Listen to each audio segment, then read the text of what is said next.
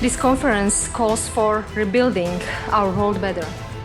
This goes far beyond the current health crisis. We are beginning strategic discussions about our future as the EU and NATO. This is such an important time for people to reconvene and have a discussion about where they left things off the last time that they saw each other in person, what has changed over the last 18 months, because it's a lot, especially in terms of governance. And I think that we've also seen a huge emphasis on the importance of competent governance and intercontinental dialogues, transatlantic dialogues. The effects of COVID really reinforced that. So this is a very important time for people to come back together and now start planning a future for the next 5 to 10 years.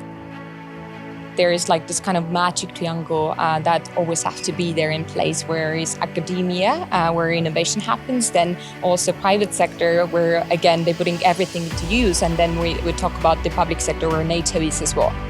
If these sectors are able to communicate the ideas on a very, I would say, neutral level and just very, very closely in a way. So this is where the biggest game changer ideas are happening in a way. GLOBSEC's panels are always about my favorite topics. It's geopolitics, so the balance of power, China, but also technology, looking to the frontier of technology, how that affects world politics, how does it affect politics. So really everything. The other thing about this public forum that you're having is it is the #1 best thing you can have to fight disinformation. Strategic culture building happens through cooperation, through discussion, and through a common acknowledgement of threats and of priorities, values, and interests. It's important to think how European allies and partners can work together to strengthen their capabilities in the 21st century to meet emerging challenges and changing technologies.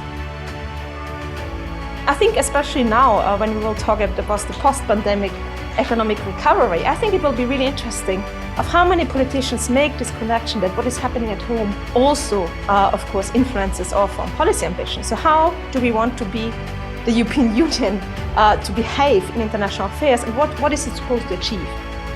We really have to also collectively work on this ambition that we are small alone, but powerful together.